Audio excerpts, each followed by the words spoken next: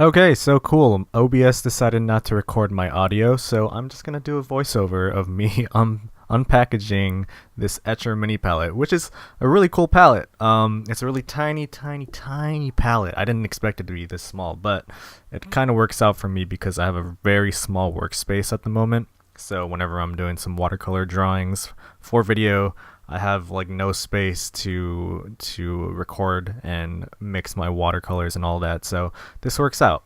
As you can see in the video, I was one of the lucky guys who got one of the llama pins. I'm not really sure why their mascot is a llama, but you know, I'll take it. I like pins. I don't remember it looking like that, but you know, it's still a cool pin.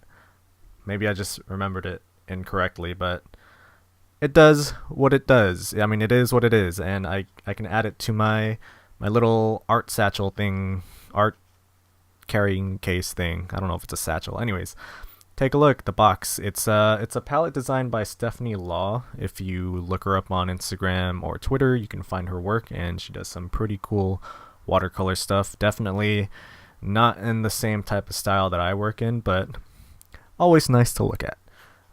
And here we are opening the box, and I think right here I compare it to the size of my hand.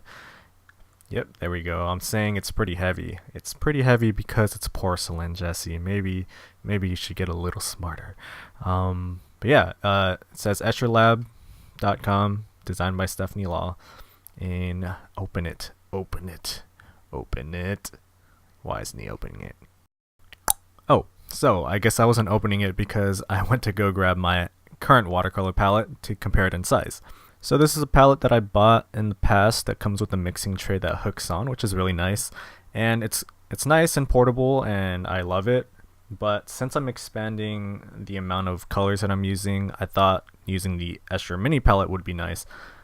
Unfortunately, the palette's super tiny, but you know, it'll do for now. Plus, it's good for my workspace right now because I use this really tiny desk when I record.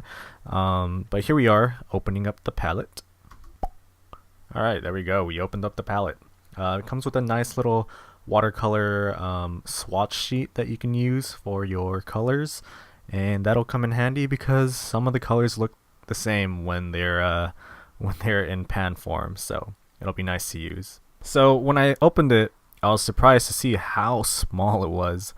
Even though I knew it was going to be a mini palette, I don't know, it's just how small it is. It just still surprised me.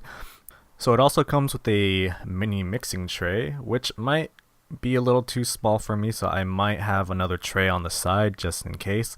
But you know, it's nice to have a mixing tray. And this palette, it's pretty heavy for how small it is, and that's because it's a porcelain palette, of course.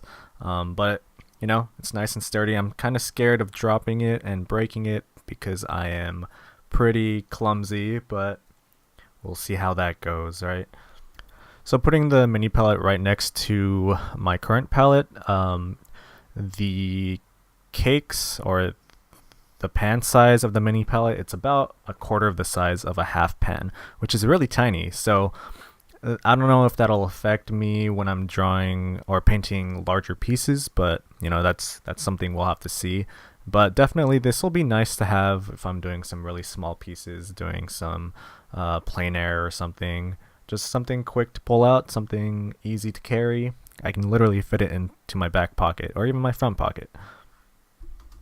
Alright, now that we've unboxed the palette and felt how nice and cool it is, it's time to put some actual watercolors in it. Alright, so before getting started and putting the watercolors into the palette, I wanted to organize my colors into little color categories, I guess. Funny thing is, I do this, but then I totally mess up in the middle of doing so. So you'll see me doing all this and putting it all together, and then screwing up with the first with the first batch. But it's fine. It's fine. I can just remove it when I need to. So here we go. Alright, so this next portion of the video is just going to be me naming all the colors that I put into the palette. So if you're not interested in that, or you don't really care too much about that, feel free to skip to the end. And yeah. Alright, here we go. Permanent Yellow Lemon, Permanent Yellow Deep, Yellow Ochre, Permanent Yellow Orange, Vermillion, Crimson Lake, Mountain Blue, Ultramarine Deep, Cerulean Blue, Cobalt Turqoise Light, Prussian Blue, Payne's Gray, Sap Green, Viridian, Permanent Green number 1, Cobalt Green, Leaf Green, Bright Violet, Permanent Violet, Lavender, Burnt Umber, Burnt Sienna, Mars Violet, Shadow Green, Quinacridone Gold, Juane Brilliant 2, so like a peach, Indigo, Davy's Gray, and Pyrrole Red. So actually, if you didn't notice, I put the reds right after the yellows, which wasn't supposed to be the case. They were supposed to be across from the greens like a normal color wheel, but I made that mistake. So here you see me putting my reds in the right spots, and I actually also add my color Ochre next to the reds too. Forgot to mention that one, but that'll be going there too. I'll list all my colors in the description below. Most of them are Holbein colors, just one of them is a Schminke. The reason why I picked Mountain Blue from Schminke is because I saw Matt from his channel doing a drawing or painting and using Mountain Blue as his sky blue, and given that I've had trouble finding the right blue to use for my skies, I thought, I'll try this one out. So that'll be fun. Anyways, so I'm looking forward to using this palette. It's a little tiny. I don't know if I wanted it to be this small, but it's a pretty cool idea, and I think I'd end up enjoying using it. So it does hold all my colors, so that's nice. But I definitely want to get a palette box or make one that fits all my colors and fits all half pans and full pans. So I do wanna make a palette of my own, and maybe I can make a video out of that, but I don't know, we'll see. Anyways, check out etchrlab.com. They do sell a couple different products. They're most known for their bags, so check those out.